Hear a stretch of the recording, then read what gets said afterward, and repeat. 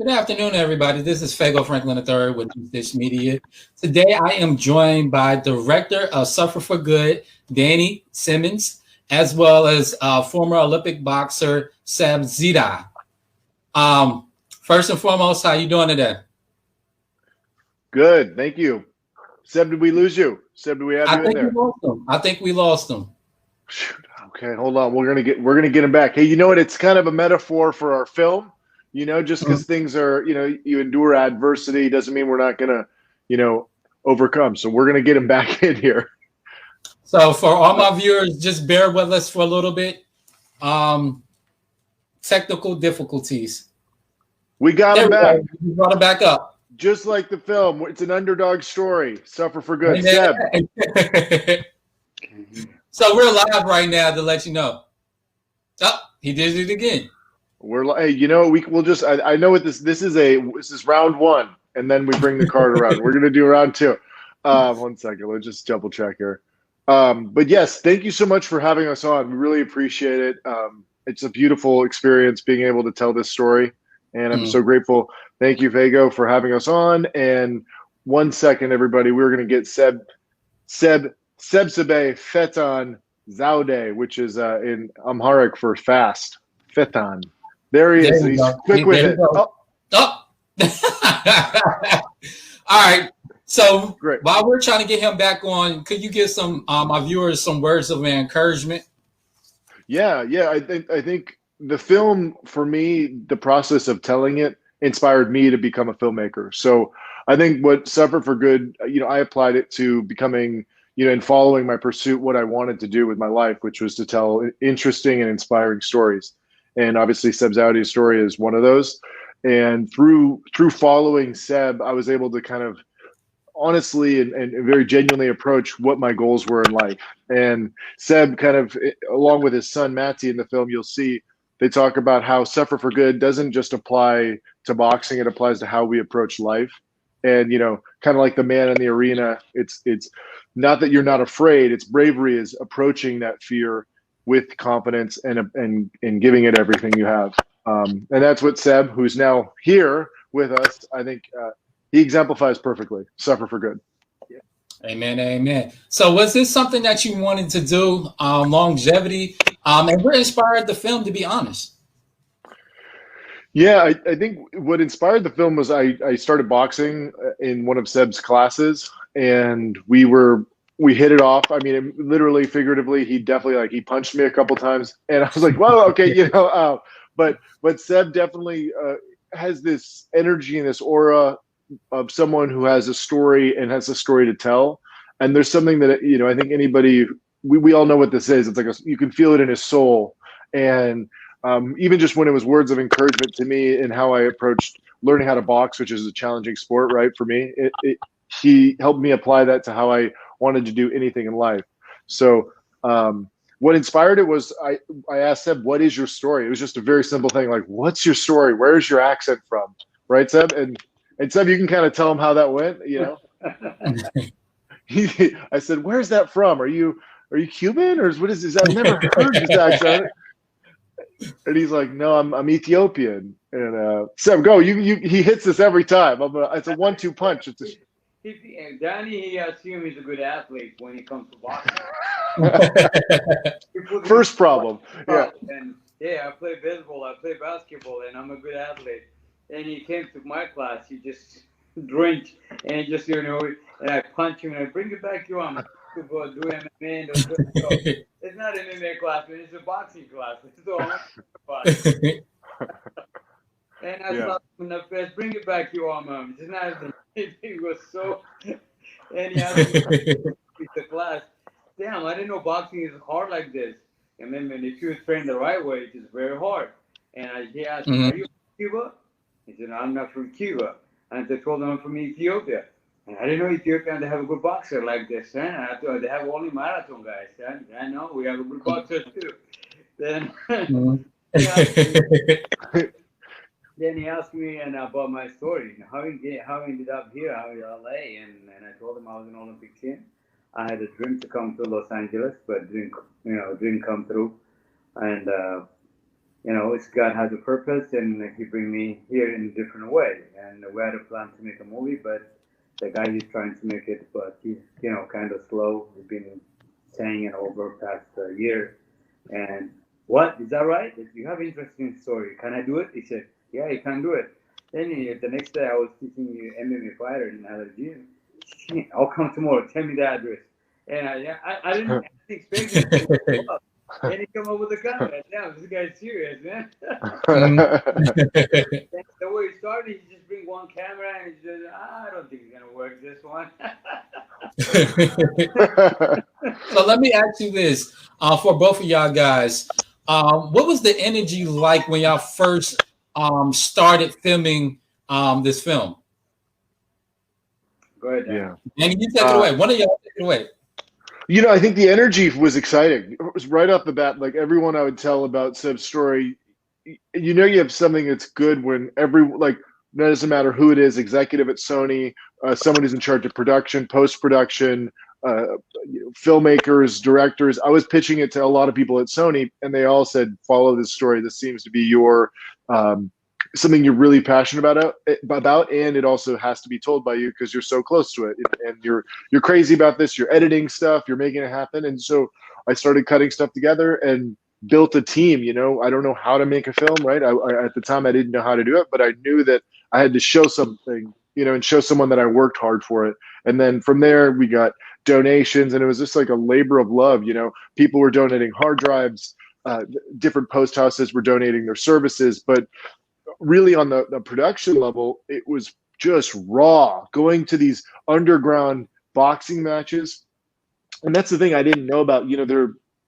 We usually see HBO boxing, we see these CBS and bigger boxing promotions, but there are raw fights that happen in hotel ballrooms, and they're fun to watch, and they do 20 fights in a night, and everyone is they're doing everything in their power to show off, because you got to get to the big leagues, right? Whatever that is. And and just hearing the explosive punches, it gives me chills. It's just an excitement, and also the crowd. While you would think it was small minor league stuff, packed to the shoulder, 5,000 people in the Bonaventure Hotel. So I was put onto this world that I didn't know existed. And you'll see in the movie, it happens even in MMA, like in the middle of the desert, these fights.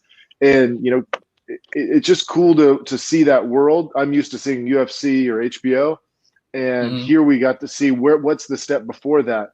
And we followed right away. It was Jared on his rise as a boxing potential, big time pro boxer. He's a former UFC fighter doing the Conor McGregor, Conor McGregor. And he had a little more success than he did off the get-go. So it was fun to watch. Also with Seb, I know you have some experience with fighting in the Olympics. Tell me a little bit about that experience. Was you excited, nervous? What was your aspect about, fighting in the Olympics? The Olympics, we just after we elected on Olympics, we didn't come to the Olympics, but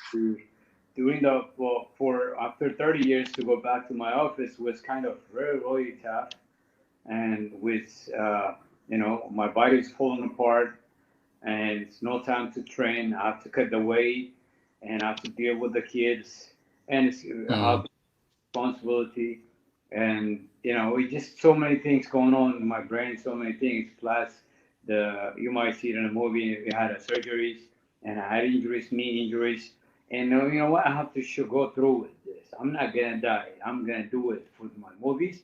I want to learn. I want to pass my passion, how I suffer for good for people, to show it for my kids, for my family, for my friends, for my students and clients. They can get it. Seb did this. Why we not? We are strong. We are young. They can do it. So before the fight, I did so many things. Especially the toughest thing that before the fight is the medical term that I have passed through, and it was kind of really tough. And that makes me really big challenge for me, because after surgery, then I never expect. They told me don't fight, but I'm gonna do it. Let's see how it's gonna work. And I go through it. I did it. So it was really challenge, but I did. Like I said, I suffer for good.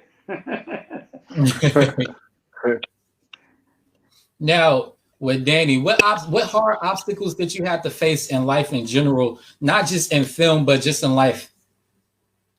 During the process of filming, I think in life, I would say, struggling with, staying positive, I think is one of the things, being really hard on myself. And I think Seb was there for me in some of my darkest hours and supported me when I kind of went off the rails there. And I think when I wasn't around and I was really depressed and all that stuff, I think Seb was kind of like a coach and a friend saying, hey, it's all good. I think there were times when we didn't talk for a couple of weeks, and, we as friends grew stronger because of that. So I think this film is kind of a reflection of, how men can kind of stand with each other and support each other whenever anything happens, and kind of forgive each other. If, hey, I haven't heard from this person in a while. It's not always a malicious thing. So I think Seb and I grew this bond over the last 6 or 7 years that has just been more than just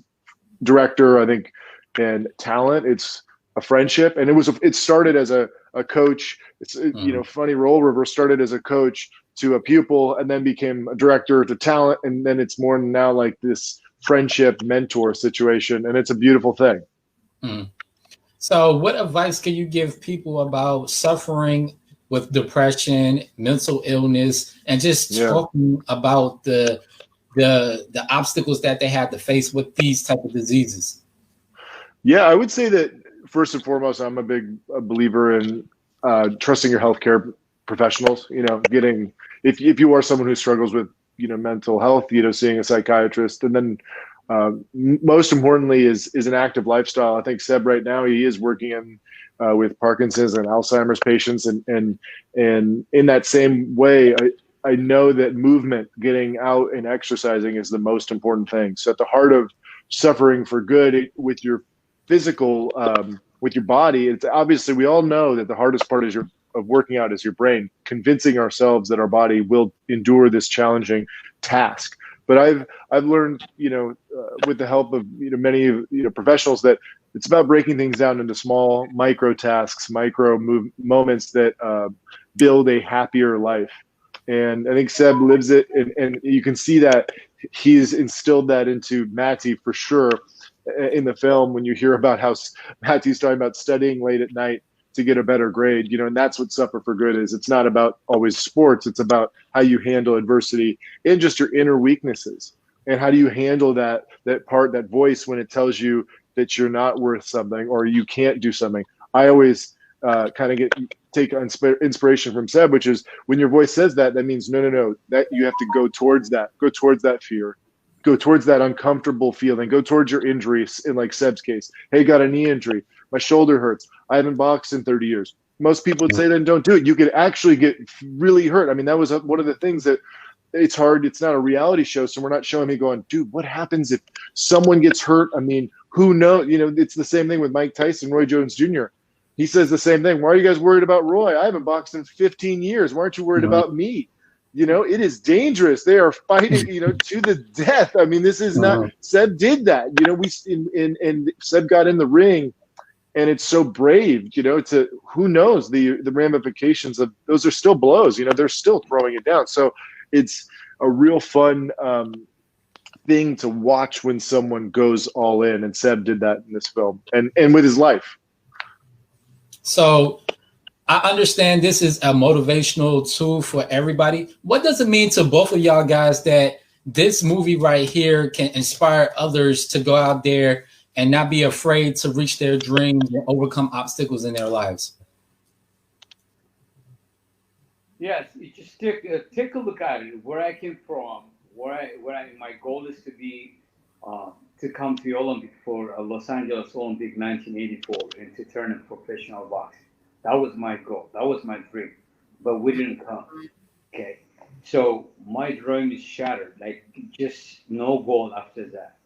I started jumping around everywhere, and I ended up getting stabbed, and I ended up in a hospital, and I came up. Some God helped me. Somewhere I met Dr. Rick. He helped me to come to America and for medical reasons. And I had a surgery, and I ended up here in LA.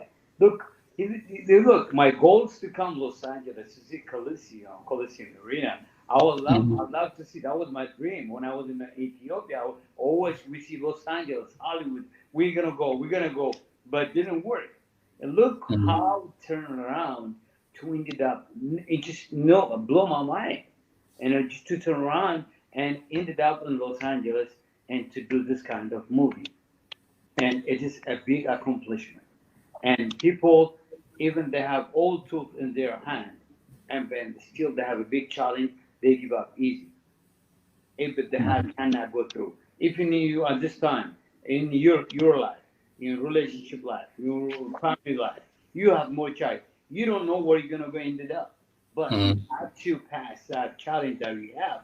And most people now they just give up easy. Even everything they have in their hand, they have a good health, finance, but mentally they're weak.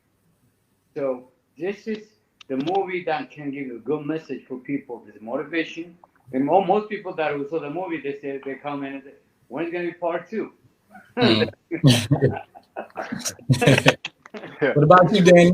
Yeah. I think that this film, it's kind of like a call to action for everyone who watches it, right? You know, if you want to write this, I hope after you watch it, you're thinking about how do I utilize like the grit that Seb has and he had in his life and apply that to my life? How do I go back and say, I'm never too old to write that script or write that book or finish this poem or this song. I want to go back and revisit this thing that's my passion just because it feels good. And nothing, it's not about the outcome. It's not about, I'm going to go become this pro that I always wanted to be a professional boxer. No, it's now just about getting back in there to prove that you still have it. I mean, that's something that I relate to. Like every day I get up, I'm like, I got to prove to myself I still got it. I still have life in me. I still have a soul that's, breathing and begging to tell stories, right? So I think Seb has definitely inspired me to keep going. And when you hear those, like the overriding ethos of like suffer, it's like, hey, the things that Seb's gone through, I have not experienced, and I'm probably not even as positive as he is. And it's like, wow, if someone can endure this pain and also take that and flip it into a positive, what can we do for our lives? So I think that's my takeaway is like suffer for good is how can I, apply this to my life and better those and realize, hey, you can take your pain and make it a positive. Like it sounds so easy, but when you put the power into like the suffering and it's not going to be easy, then it becomes like, oh, okay, I can be gritty. I can, engage my grit. Oh, there you go. So I know it's around Christmas time. What is both of y'all? What is your favorite holiday traditions? Yes. There you go.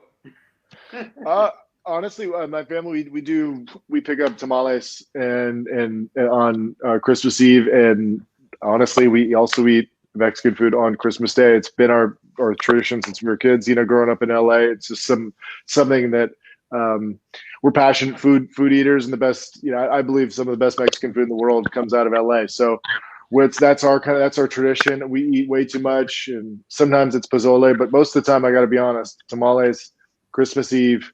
That's our tradition. And then church, we go to church, midnight mass. I mean, it's a big thing, but we'll do it digitally. I don't know how we'll be able to do it this year, but definitely church and just trying to stay as appreciative as we can for the blessings that we have.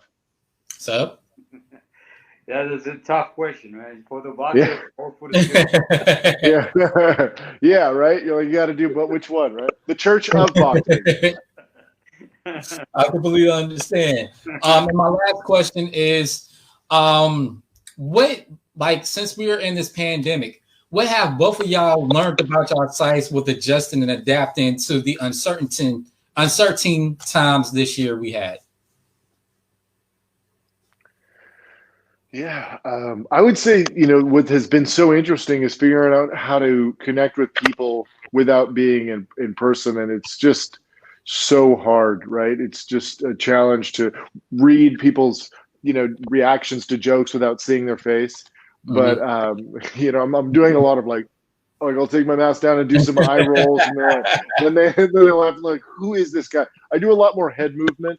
So no, but it's been I struggled getting workouts in, which I think is it's important for jumpstarting any day. And I think I finally figured out a park and a place to go outside and work out and find that. But how about you? So I'm sorry, I jumped in there. Yeah, this pandemic is really tough for all of us. But here, and I work with a Parkinson's patient and Alzheimer patient here. I help them to work out. I mean, during the pandemic, especially the last 6 months, they stay home. This patient, they cannot go anywhere. Then tremendously they change when they get back. And I give them different combination for their brain. And I call the numbers, number 2 combination. And their brain just frees out before they used to do it, and easily. And it's really very sad for them. I just they don't have any place to go. These guys don't have work, they stay home. But now they're getting better. Little by little, it's coming. Here, sometimes I wear masks, and sometimes, they have a face mask, big one, I wear that one. But still, it's kind of a challenge, but I hope, we'll go through it. I completely understand. So thank you for joining me, guys. Before I let y'all go, because I know y'all have a busy schedule, where can my viewers actually find the film at, as well as your social media platforms? Yeah, December 8th. I don't know why I said 8. December 8th, Suffer for Good comes out on all platforms. You can pre-order Suffer for Good today on iTunes and Apple TV. And Seb, you want to take over for the handles? Yeah, if they want to contact me, they can contact. If you tap sebboxing.com, you'll see my website, all my information. Also, you can order the movie. You can contact me with the my email address, my website, and my phone number, all the information there. And they can see my Facebook, Seb Zewdie, my last name Zewdie, and Suffer for Good. Also, we have Instagram. They can follow us, and that's about it. And then you can follow my company at Broken Dove Productions, and that's at Broken Dove on Facebook. And same thing with the website. We're the company that produced the film, and stay tuned for updates. We'll be posting like exclusive content, trailers, and all that stuff on Suffer for Good and BrokenDove.com, as well as follow at IDFI Media if you can. That's David Fish's. He was another producer on the film. Amen. Thank you guys for joining me. Thank you. Yes. This is Fago Franklin III. Y'all can find me on Facebook, Fago Franklin III. Y'all can follow me on my Instagram, which is SuperJournalist87. Everybody stay blessed up. Wear your face masks, social distancing, and definitely please be safe out there during the holidays. Thank y'all guys for joining me. Until another again, God bless. Thank you. Thanks so much. Thank you. All right, now have a blessed one. You too.